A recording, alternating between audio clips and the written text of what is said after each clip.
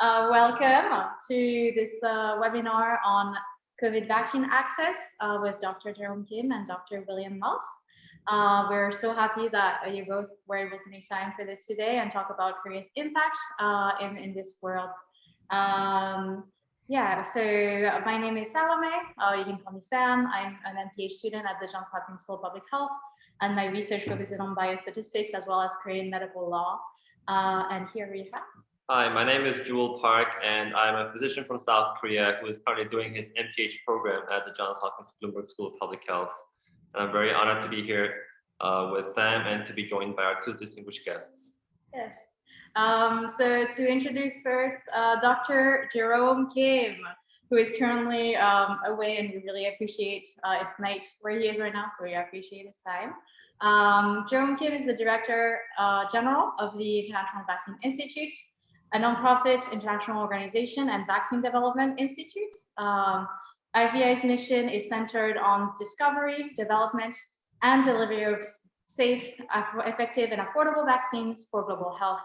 Dr. Kim started his medical journey at the University of Hawaii at Manoa with a degree in history and biology, and continued his medical journey at the Yale School of Medicine, finishing his education at Duke University with a focus on infectious disease.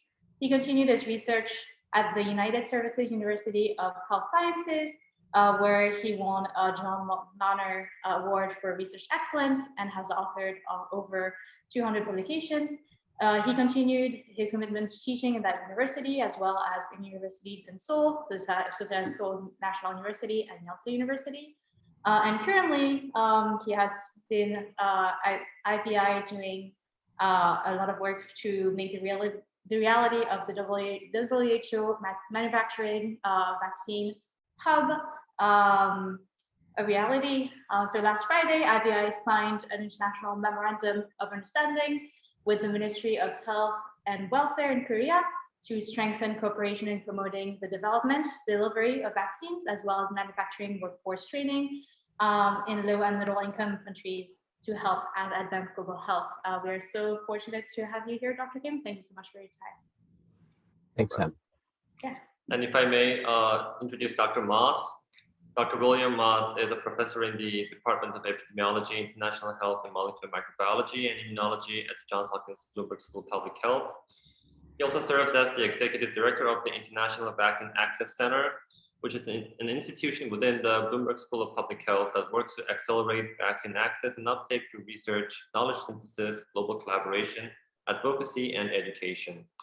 Dr. Moss received his medical degree from Columbia University, completed his pediatric residency at the New York Presbyterian Hospital, and did his pediatric infectious disease fellowship at the Johns Hopkins University. He has worked in Ethiopia, Kenya, South Africa, Zambia, Zimbabwe, and India, among other countries. His broad research interests are the epidemiology and the control of childhood infections in resource-poor countries. Dr. Moss is also the Deputy Director of the Johns Hopkins Malaria Research Institute and a member of the Johns Hopkins University Coronavirus Resource Center leadership team. And we are really, really honored to have Dr. Moss joining us for this talk. Thank you very much, and it's a great pleasure to be here with Dr. Kim. All right, I guess we'll get started then with conversation. Yes, so without further ado, I would like to ask our questions to our distinguished guests. And I would like to divide our talk in like three big themes. And the first theme will be about vaccine hubs. So I would like to first ask the question to Dr. Moss. So as we know, last year, South Africa was designated as the vaccine hub by the WHO. And Korea was recently designated as a second vaccine hub. So could you explain to us what a vaccine hub is? And how can a vaccine hub change vaccine equity? And thirdly, how the creation of these global vaccine hubs changed the vaccine world so far? Yes, thank you. It's a really important question. And before I get into the vaccine hubs, I would just like to pause and reflect on the enormous accomplishments that have been made with COVID-19 vaccines. To date, more than 5 billion people have been vaccinated, have received at least one dose. That's 2/3 of the world's population. And never before has the global community vaccinated so many people in such a short time. But with that, there are gross inequities in COVID-19 vaccine access and coverage, with the high and upper middle income countries having about 80% of their population vaccinated, and in low income countries only about 15%. Countries in Africa, only about 20% of the population have received a single dose. So we have made enormous progress in the development and delivery of these vaccines, but we still face enormous inequities. And this is despite, the really good intentions and plannings of the COVAX facility to achieve vaccine equity with the COVID-19 vaccines. So I think one of the big lessons learned from over the past year and a half since we've had these vaccines is that we need to decentralize vaccine development and manufacturing, and we cannot rely on just a handful of countries to supply vaccines to the world. And so this is where these vaccine hubs come in. And first of all, just explain the metaphor and why we use the word hub. It's because there is a central activity, a central site where the activities, kind of a core activities, and then there are spokes off of this hub, like in a wheel or a bicycle wheel, and these spokes reach out to multiple partners in terms of creating, for example, producing COVID-19 vaccines. So as you mentioned, the World Health Organization and partners established in June of last year what is called a messenger RNA vaccine technology transfer hub. This is based in South Africa, and this is a hub that is really focused on developing the vaccines, mRNA vaccines, conducting the research, and really facilitating the production of these vaccines in the spoke countries. And this is really to address this problem of COVID-19 vaccine inequities, so that many countries in the world do not have to rely on the few global manufacturers. And again, we've seen that model really fail in terms of achieving global vaccine equity, because many of the rich countries purchased more vaccines than they were capable of. The vaccine production was smaller than we needed. And so there were supply chain bottlenecks. And so these vaccine hubs are really addressing, I would say, a middle and long-term need to move the vaccine manufacturing into low and middle income countries.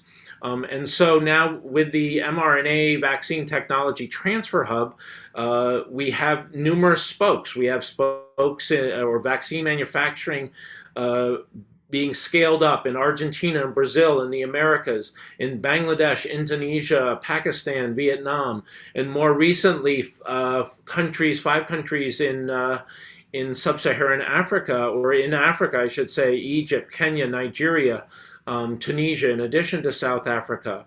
And so this is going to take a little while to kind of scale up and develop the manufacturing, but hopefully by 2024, perhaps, we'll have some of these vaccine manufacturing spokes up and running. Now, complementary to this is the biomanufacturing training hub that was just established in South Korea. This is leveraging 2 sites in South Korea that are already involved in training on biomanufacturing, and these will be opened up to scientists and regulators and other individuals from low and middle income countries. The purview of this training hub goes beyond vaccines. It's broader, will include other biologicals. And then there's a whole effort to really expand the regulatory capacity in many of these countries. So these vaccine hubs, one focused on the product, the mRNA vaccine technology transfer hub. The other focused on building capacity in low and middle income countries. And these are really to address in the medium and long term the global vaccine inequities that we saw despite good intentions and planning by COVAX. I see. Thank you so much for your answer, Dr. Moss. That was really helpful to differentiate the roles that the vaccine hub in South Africa and South Korea has. And also, like your analogy for vaccine hubs and spokes really helped us to understand what it was. So I would like to ask the next question to Dr. Kim. Dr. Kim, could you share the process of Korea becoming designated as the second vaccine hub and what the role of the IVI was in creating this new hub? Thank you. And so that's a great question. And I guess I'm going to have to go backwards a little bit as well. So Korea's experience with vaccine security, which actually relates to a bit of what Professor Moss had been talking about, goes back to the pandemic influenza outbreak in 2009 to 2010. And the Korean government was informed by the US government that purchased vaccine that it had purchased from the United States would not be available if the United States had greater need. So this was the exercise of what we now call vaccine nationalism. And Korea was a bit shocked. Actually, I can tell you, they weren't the only ones. Thailand was also shocked that the US government would take vaccine that had already been purchased and paid for by other countries for its own use. It turns out the US isn't alone. Many countries actually many vaccine producing countries have that law. And in fact, India exercised it during COVID. But Korea was a little bit shocked. And so they thought, well, we are very, very dependent on foreign imports for a lot of our vaccines. And so a group of people, including some scientists from IVI, helped the government develop something called Vaccine 3.0, which was a blueprint for Korea becoming 80% self-sufficient in vaccines and a number 5 vaccine manufacturer. At that point, Korea was the number 11 vaccine manufacturer. So when it was presented to our board, IVI has a board of trustees, people were very skeptical. This was in 2014, but by 2016, the government had invested in 2 pilot biomanufacturing plants, one for viral vaccines, one for bacterial vaccines, each of which had 1,000 liter fermenters at their maximum size and smaller ones as well that could be helpful in the time of an outbreak or to develop contract manufacturing capabilities. And those actually were scheduled for completion in 2023, but because of COVID, they were rushed to completion and validation, which again is a process that isn't overnight. I mean, depending on the country, in Korea or China, you could probably build the plant and validate it within a year to a year and a half. In some countries like Brazil, it could be 3 years because you have to build the plant, then you have to go through all the quality processes to make sure the plant is ready to accept production. And in countries that have never done it before, it could be even longer. But that process in Korea was started in 2016. They also created the Vaccine Research Center, which again would be a government organization dedicated to vaccines for vaccine development for Korea.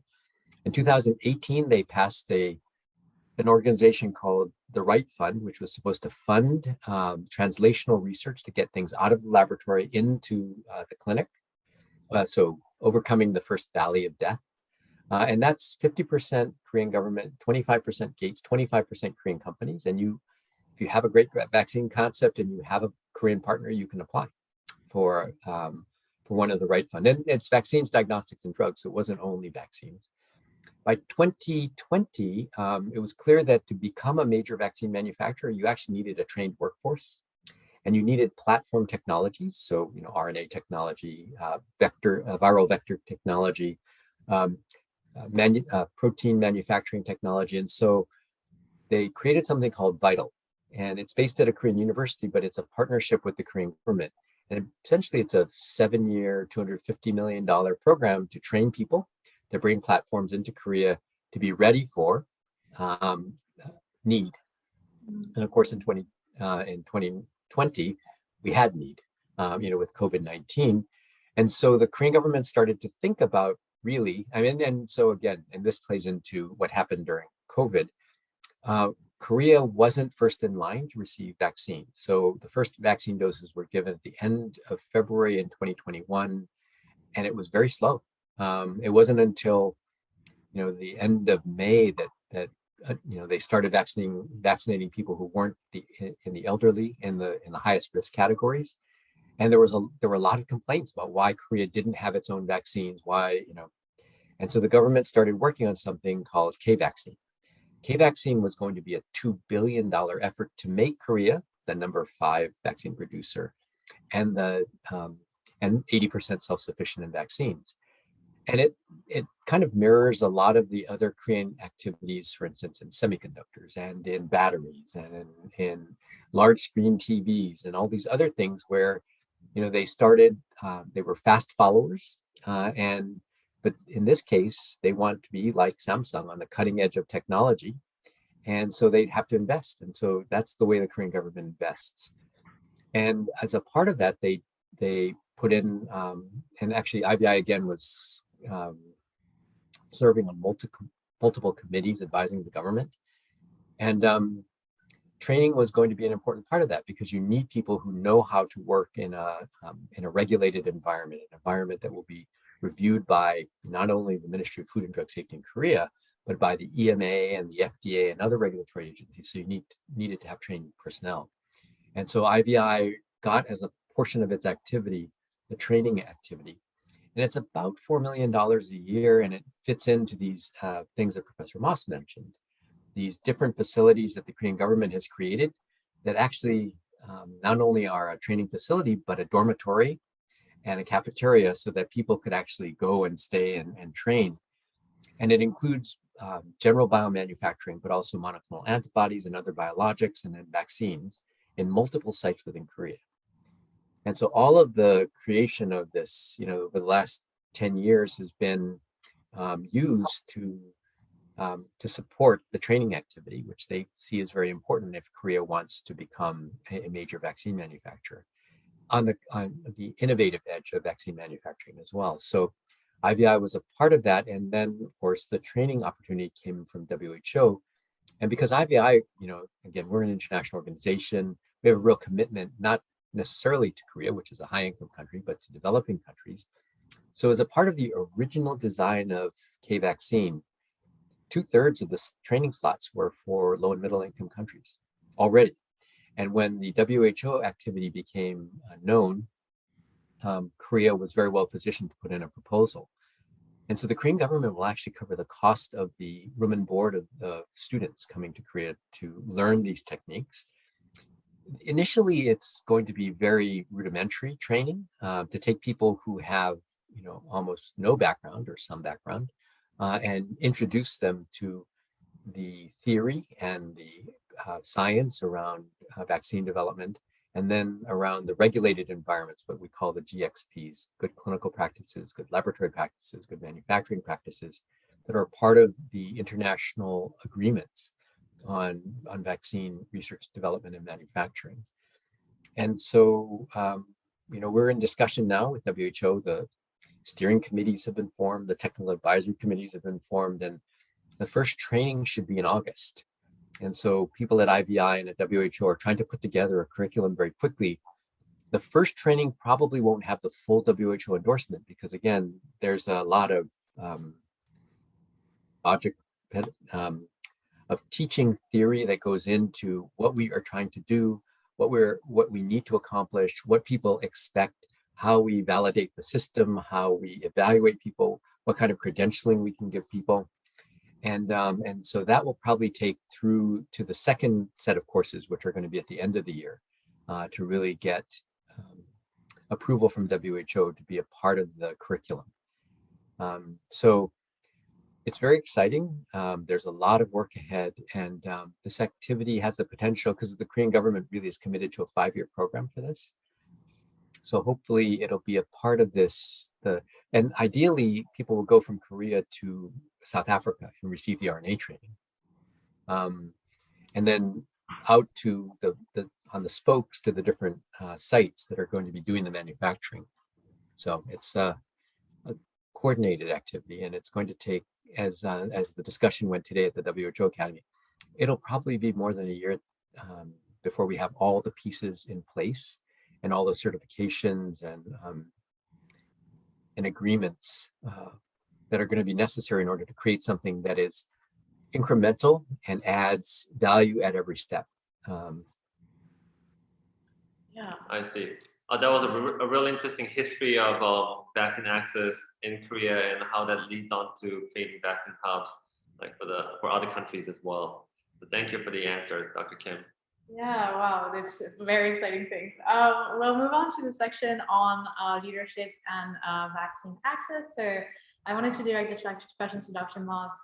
In order to achieve equitable access of vaccine in developing countries, what can be done on the part of the international community, in your opinion?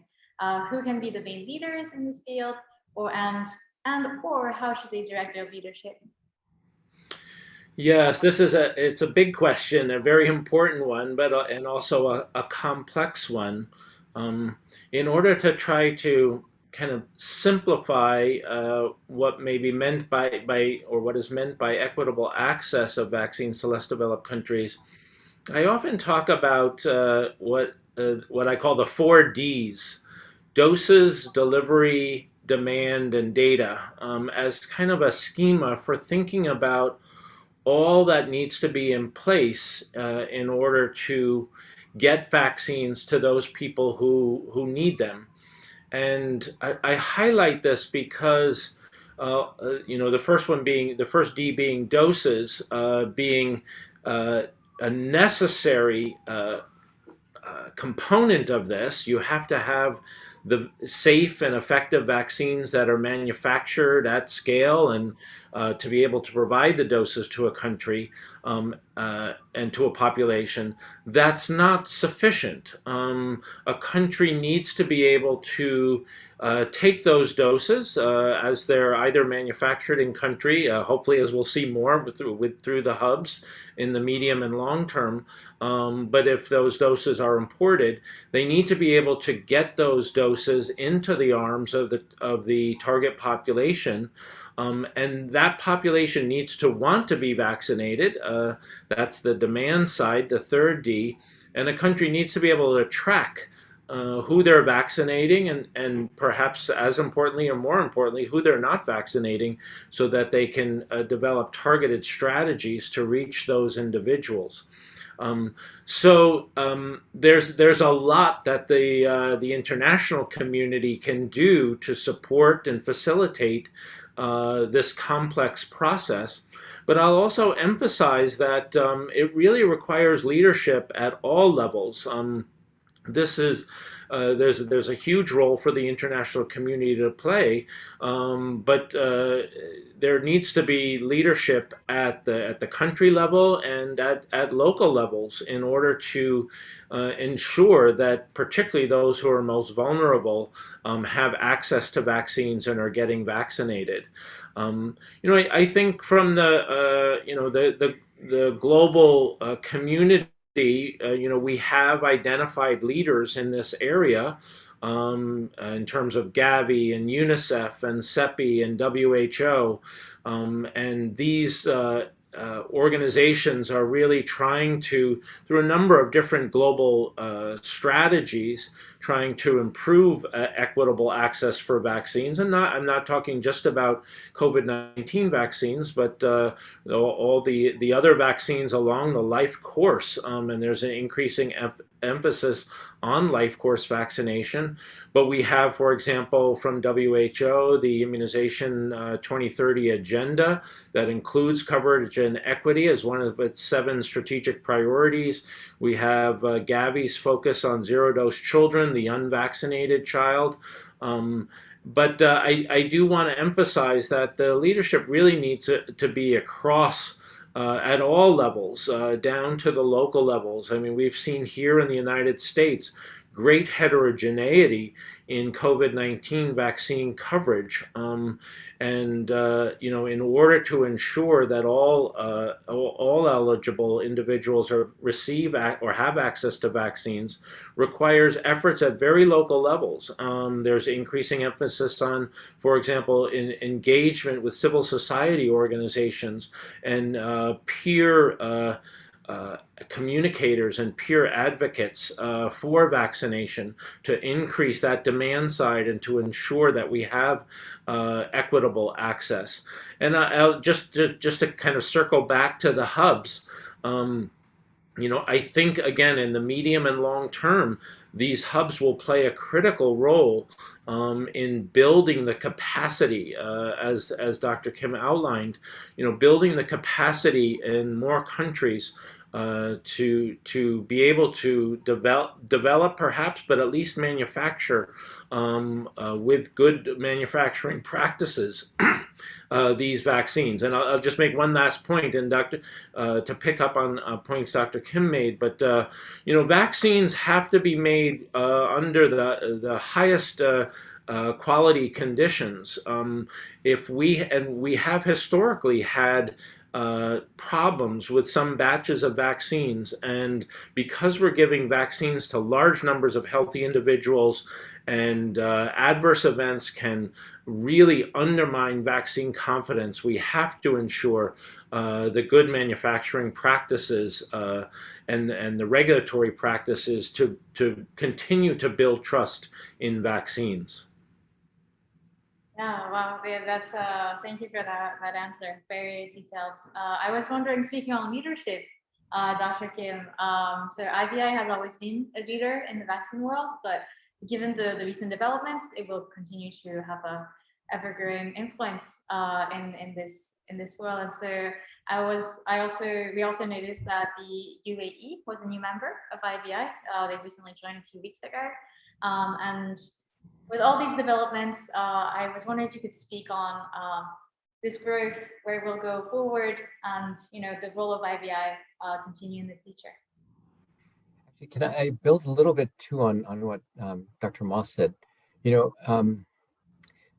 Leadership in a pandemic is I think different in scale from leadership in an outbreak, and a global pandemic like COVID-19 that may have killed 18 million people and infected maybe between 400 million and 1.2 billion people, depending on whose burden data you're using, really presents the global community with a completely, not completely different, but a problem that's different even from the Ebola outbreak in West Africa.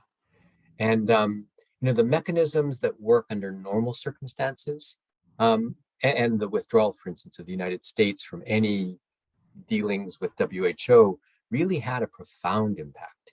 So we have a beautiful mechanism like COVAX, which, as Dr. Moss said, never have we given innovative technology, introduced it into high-income countries, and actually the first dose of some of these vaccines in low-income countries occurred 36 days after they were introduced into high-income countries. We don't see that.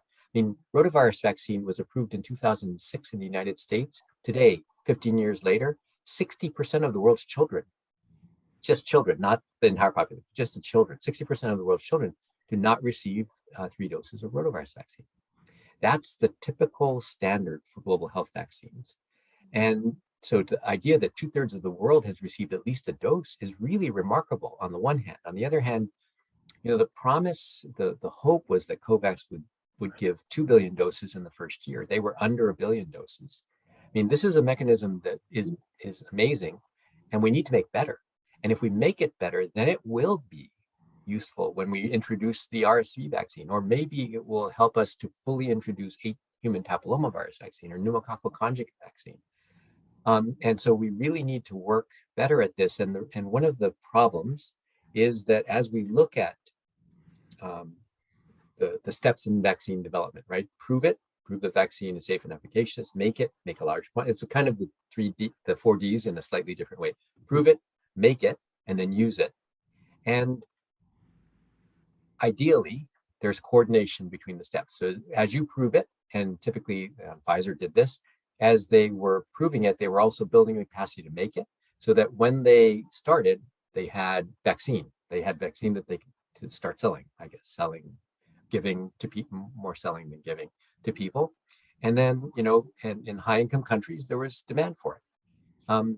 But often for these vaccines, and we're seeing this problem now in the low income countries that don't have a lot of vaccinated people, as Dr. Moss said, demand. There's just no demand. People are not interested in taking it. We have to work. And working with global health vaccines like the cholera vaccine, we know you actually have to convince governments that it's a good idea to give it. Why? Because, well, there's no cholera here. Of course, there's acute watery diarrhea. And, the country that has the greatest number of cholera cases, Bangladesh, does not report a single case of cholera.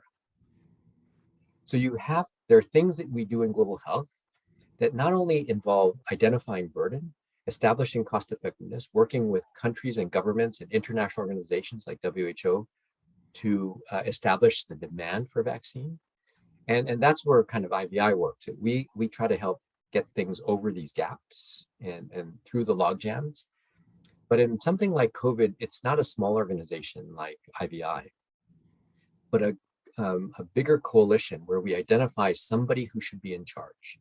We give them the funding. COVAX they had lots of promised funding, but they didn't have it when they needed it to buy all the vaccines, to secure the doses up front. So this kind of coordination is something that a leadership group could do, but we never identified a leader. And the US, which would normally help to lead something like it did during HIV treatment introduction, stepped back. And, so we had lots of people, lots of great organizations with good intentions, with billions of dollars in funding.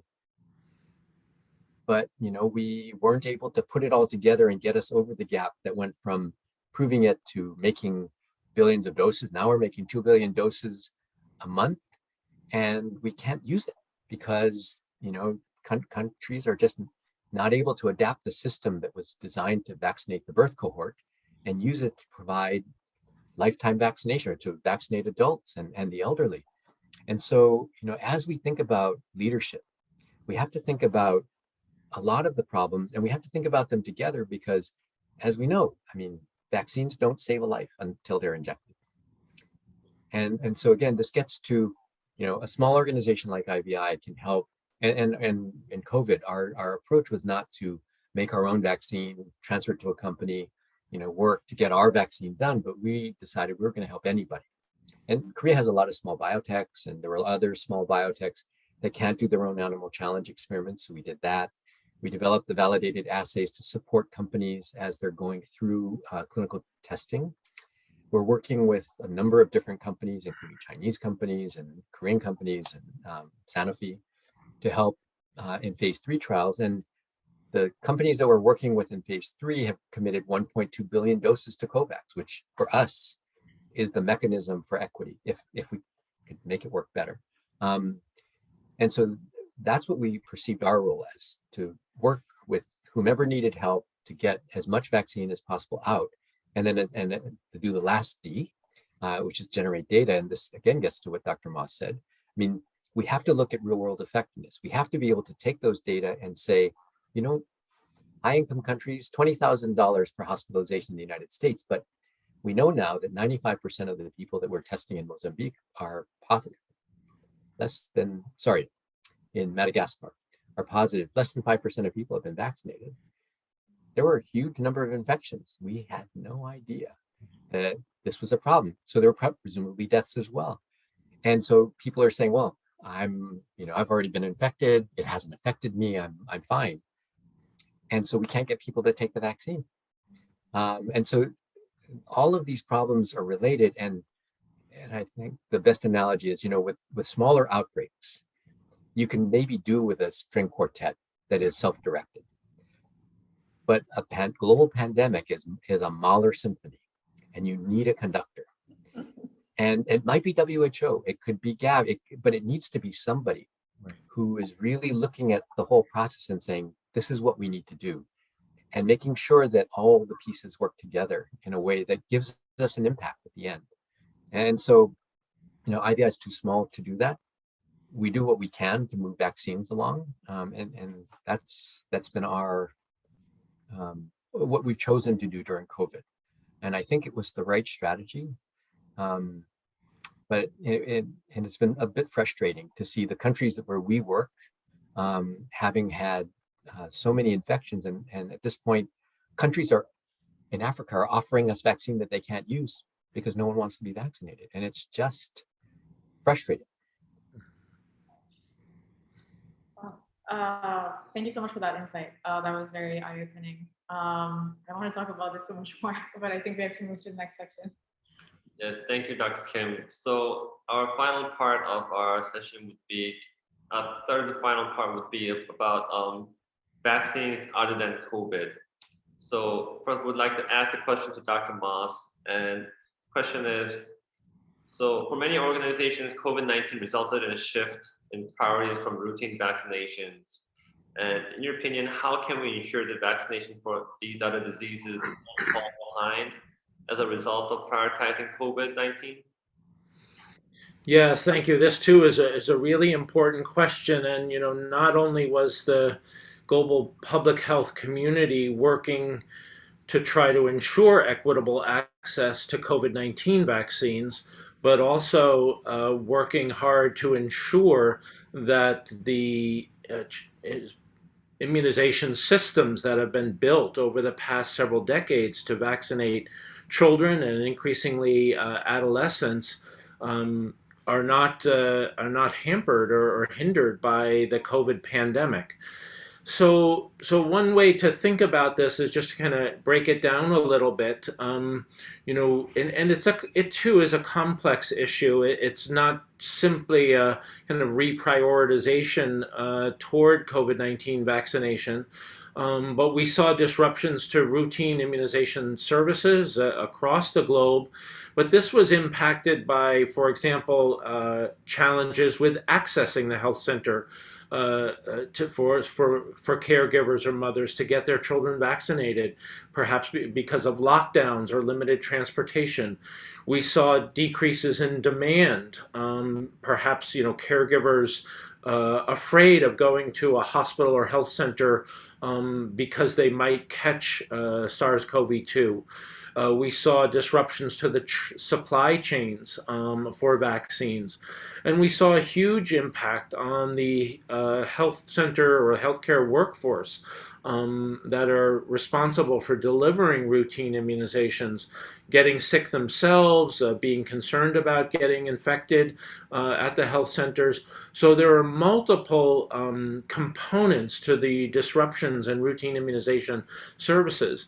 In addition to that, we saw many delays in our mass vaccination campaigns, the supplementary immunization activities, particularly for measles and rubella and for polio. These were delayed, and these are often the way that children get vaccinated and immunized against measles, which is such a highly contagious infectious disease that we need high levels of population immunity in order to interrupt transmission. And then, as Dr. Kim alluded to, we also saw disruptions or delays with new vaccine introductions, whether that's rotavirus vaccine or pneumococcal conjugate or HPV vaccines. So there are kind of disruptions at multiple levels that have set us back. Estimates in 2020 suggested that more than 3 million, we saw an increase of 3 million children or more who were under-vaccinated or unvaccinated, pushing us to new high global levels. Now, countries have made efforts to catch up. They need to identify these gaps in immunization, identify the cohorts who missed vaccination, and conduct catch-up vaccination activities. But what I hope going forward is that we will be able to leverage the efforts to vaccinate populations against COVID-19 to strengthen our immunization systems and our primary healthcare systems. That would be kind of my hope. So, for example, strengthening the cold chain, for example, and really leveraging the lessons learned and the influx of funds to really build I know often used phrase is build back better, to really build back stronger immunization systems and stronger primary healthcare systems. And then I'll just close by saying that the COVID GAP group, led by Duke University, has recently issued a kind of a thought piece on kind of stepping back and rethinking, how we should be approaching COVID-19 vaccination. Originally, the World Health Organization and partners had set a goal of vaccinating 70% of the population. And maybe that's not the most appropriate goal right now, more than 2 years into the pandemic. And so they laid out 4 priorities, one or 4 steps. One is allowing countries to establish their own priorities. Perhaps in many countries, COVID-19 vaccination is not the highest priority. As Dr. Kim said, there are many countries in Africa where the demand is just very low. Focusing efforts on the most vulnerable and making sure that those populations are the populations that are fully vaccinated, including with booster doses, making available testing and treatments so that those who aren't protected by vaccines, should they get infected and get ill, have opportunities to get the treatments. And then lastly, as I'm going to loop back again to the hubs, increasing the manufacturing capacity in low and middle income countries, so we're not in a situation in future pandemics where many countries are reliant on a few vaccine suppliers. I see. Well, thank you, Dr. Moss, for outlining the challenges facing vaccination for COVID-19 as well as other routine vaccinations. And I would like to ask another question to Dr. Kim about vaccinations. So how would the new vaccine hub address the vaccine needs of Asia outside of COVID-19? And what are the plans for the hub for the next few years outside of COVID vaccines? So that's an interesting question. So remember that Korea's original purpose for designing the hub was to create self-sufficiency in vaccines and to become the number 5 vaccine manufacturer. So if you take that as one of the goals, and you think about, now again, when you think about the economics of vaccine, it used to be said that in order to have a sustainable vaccine industry, you need a population of 100 million. Now, Korea's population is 51 million. And so the idea would be Korea would become a vaccine exporter. So they're looking on this as a business potentially like semiconductors or batteries or cell phones. And it really gets to what's going to be critical. Southeast Asia has one of the highest burdens of unvaccinated children. And it's primarily in not the EPI standard vaccines, but it's in vaccines that we call them premium vaccines, rotavirus, HPV, and pneumococcal conjugate. And why? Because they're middle-income countries. And middle-income countries are used to paying $1 a dose or less for the standard pediatric vaccines. But when they have to pay $30 a dose for a Merck rotavirus vaccine, they can't afford it. And because that's more than they pay for the entire pediatric vaccine portfolio that they have per child. And so, the idea that this vaccine manufacturing hub, and Korea is not the only one. I mean, India is still the largest single manufacturer of vaccines in the world.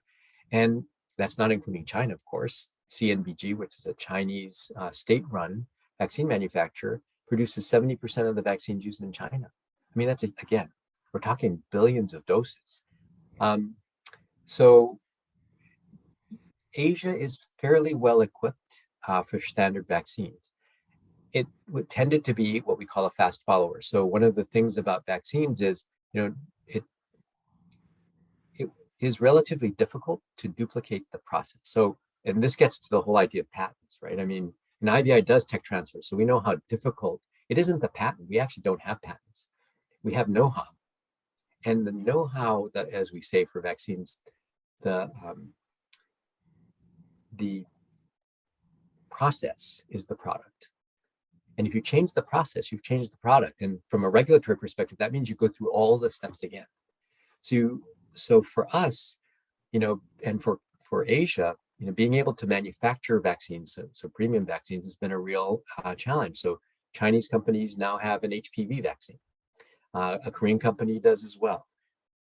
Pneumococcal conjugate vaccine, Chinese companies, Korean companies, and Indian companies.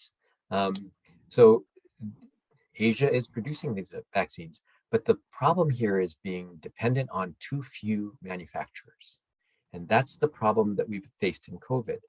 On the other hand, and this is the flip side, we have to talk about sustainable manufacturing, because the last thing we want is to have 15 vaccine manufacturers in sub-Saharan Africa without a sustainable plan. I mean, they can make COVID vaccines for a little while, but then what is their plan for the use of the RNA technology after that? Who's going to support the R&D? I mean, in many of these smaller or we call global health vaccine manufacturers, developing country vaccine manufacturers like Serum Institute or Bharat or SK Bioscience, they don't have the same margins. So their ability to invest in research and development is much more limited. So they can't take on high-risk new vaccines like an RSV vaccine, respiratory syncytial virus vaccine, the same way that Merck or Sanofi can. And so when you looked at COVID vaccines, you didn't see them at the front line telling CEPI, we will make a vaccine, fund us, which is a shame, because in the end, these are the companies that make routinely hundreds of millions of doses. I mean, that's not something Pfizer does. You routinely. I mean, for COVID, they've managed to step up and be a major manufacturer. But when you look at who's provided vaccine for the world, 2 billion doses from two different Chinese companies. And then, of course, AstraZeneca had contract manufacturing in Korea, in multiple places, Korea, India, and others. So there are tremendous capabilities in Asia. But again, the question is going to be, can that be used in the setting of a pandemic with a novel pathogen, where we have to get technologies out quickly, and that's going to be the challenge. Or we're going to have really good manufacturers like SK Bioscience, that companies and CEPI and other groups will come to and say, can you make our vaccine for us? Because we need to make a lot of it quickly, and we know that you can do a good job. We have to be able to ensure that there is capacity around the world, not only in the vaccine, but in the products to make vaccines, including the vials and stoppers and syringes and needles that you need to inject. And so it's a very big picture question. If you have some time, there's a separate aspect of what the question you asked Dr. Moss, which is around non-COVID vaccines, because that's really what we do. And it's and you'll see elements of why IVI decided to help throughout the vaccine value chain. So we think of a vaccine for a neglected disease like cholera as going from need to impact. The first thing you need to do is establish need. Well, have we established the need for COVID vaccines in Africa? I mean, we think there are infections there, but we didn't prove it because there's a diagnostics gap as well as a vaccine gap, right? So we show that there's need. We work in the laboratory to come up with a vaccine. We don't manufacture the vaccines ourselves, so we have to do a tech transfer of the vaccine to a developing country manufacturer, which typically doesn't have funding to develop a new high-risk vaccine. So we have to get funding from, say, the Gates Foundation or the Wellcome Trust that will take us through preclinical testing, that's animal testing, then into human testing. And hopefully we have safe and efficacious vaccine, but we have to get it through regulatory approval. So DCGI in India or Ministry of Food and Drug Safety in Korea. And those are regulatory agencies that can refer vaccines to WHO for pre-qualification. Important to know that you have to have a country's regulatory authority able to do that. And Dr. Moss mentioned that. We need to strengthen regulatory authorities because we've transferred a vaccine to Bangladesh. They're capable of making hundreds of millions of doses of cholera vaccine, but they can't be sold to UNICEF because Bangladesh's regulatory authority is not at a maturity level that is sufficient for referral to WHO. So this is, again, separate part of the problem, but you will see this play out as in different African countries become manufacturers because their regulatory authorities are not able to regulate vaccine quality appropriately yet. And they're working on it, but it's going to take a few years. So you get it approved, And that, so we have, say, a company that can make 50 million doses of cholera vaccine, but who wants to use it because no one is willing to admit that cholera is a problem. So you need WHO to say something like, we want to eradicate cholera by, or reduce cholera deaths by 90% by 2030. Make it a target. You need Gavi to establish a mechanism to purchase the vaccine and provide it at low cost or no cost to countries. That, again, is a great incentive that gets countries to write a cholera eradication, a national cholera eradication plan that creates demand for the vaccine. We have to, it means it has to go through the WHO process of SAGE approval and recommendation, pre-qualification, and all of that creates demand. So then the Ministry of Health says, yes, we want to use cholera vaccine.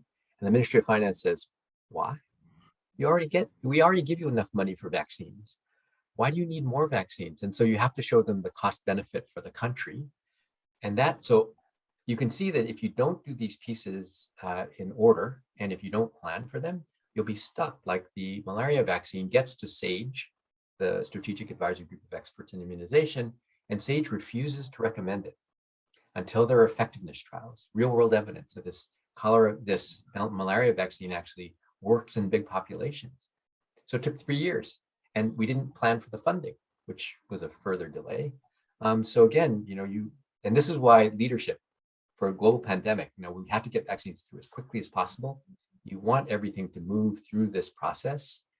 And it's not only proving it, but it's approving it, making it, and then using it. And all of these processes have to work together. So when we go back and say we want a vaccine against typhoid or non-typhoidal salmonella or Shigella, we're going to have to go through all the steps in the process. And you can see how that works for COVID. And it really applies to global health vaccines in general. I see. Thank you so much. I think you've really highlighted some issues that are often underlooked but are really important. So thank you for that. We're nearing the close of our webinar. We have about 7 minutes left, but I think this is a good time to ask some questions. Well, Right. Sam, would you take it? Yeah, I will take it. So I guess we had maybe a few more questions planned, but given the time, let's see. How about, so again, limited time, so I'm sorry to make it a hard assignment for you too, but this is the Johns Hopkins School of Public Health, and so there are a lot of students here who are watching this webinar, maybe interested about working in the vaccine space for organizations like yours, or to have an impact in international vaccination in their career. And I was wondering, what should they prepare for? Where should they go? What best advice do you have in a few sentences? I know it's difficult to say, it's very broad, but. So maybe are you asking Dr. Moss or me? Both of you. Okay. Okay, go ahead. Yeah, so so we at the International Vaccine Access Center, so we're a center within the Department of International Health, and we have worked closely with hundreds of students over the decade or so that we've been in existence, and we welcome student involvement in all aspects of it. We work a little bit more at the back end of the vaccine value chain than IVI. We're not involved in vaccine development. We're not involved in vaccine development, but we work to kind of create and synthesize the evidence to help inform the policymakers and address issues on the demand side. So, for example, the vaccine hesitancy. So some of the skills that many of our students have, again, they're at the Johns Hopkins Bloomberg School of Public Health, skills in epidemiology and statistics and in data analysis, in qualitative research, data visualizations. Those are many of the skills that we use. Communication, we do a lot of communication and advocacy, so those kind of skills as well. But I'll let Dr. Kim address that as well. Yeah, thanks for this opportunity. I mean, this is really, right now, if you're looking for employment, this is a great time to be involved in vaccines in many different ways. And there's lots of exciting work going on. I mean, just with COVID, again, our epidemiology, our health economics groups are very, very busy. The design of trials, we think that these effectiveness trials, and we see the CDC data updated, I guess, weekly. But when you're actually doing an effectiveness trial and you're working in Mozambique or Madagascar or Ghana, and you're trying to look at mix and match studies or boosting studies, or you're trying to bring a new vaccine concept into a country, it's a very complex and challenging operation. Work with countries, and for instance, we were getting ready to start a trial with the Sinopharm vaccine in Mozambique, and lo and behold, the United States donates, which is a great thing, 10 million doses of Johnson & Johnson vaccine, and the public health apparatus that was going to be doing our effectiveness trial gets moved into working on this Johnson & Johnson donation, and then of course, the Chinese government, not to be outdone, donates 1 million doses of Sinopharm vaccine at the same time. So, here we are, everything was approved, everything had been through, all the IRBs and all the regulatory authorities, and all of a sudden we had to change everything.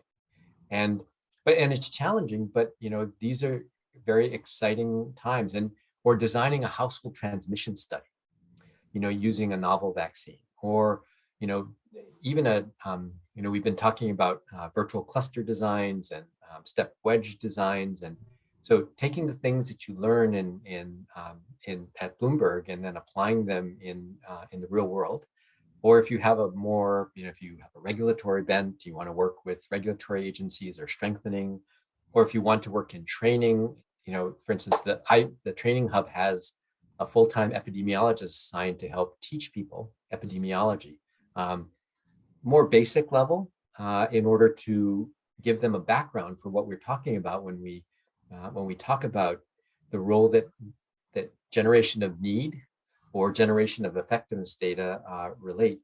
So, and we actually have an internship program, a summer internship. Actually, it doesn't only work over the summer. That's the easiest one to get into. That is a paid internship program for people who are in. And some of the interns, actually, we had one, or actually now a couple who've written several papers that they've gotten just out of the initial 3 months they spent at IVI, and then continuing work during the year.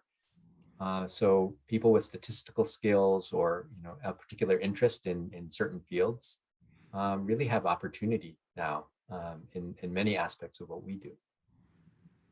Well, wow, thank you so much for such a great talk. I kind of want to sit here and spend the whole day talking about this, but I know Dr. Kim is probably starting to see the sunrise, so we will let him rest. Thank you so much to both for your incredible insights and time. We really, really thank you for working with us both for the past few months, and also making time to be talking to everybody here in this call. Yeah, thank you so much. There were so many more questions that we wanted to ask, but due to restraints on time, we'll have to put to a close here. But again, thank you so much for being here with us, our two distinguished guests, and also our listeners. Yeah, thank you so much. Thank you. Thank you. Bye-bye. Bye-bye. Bye. Bye.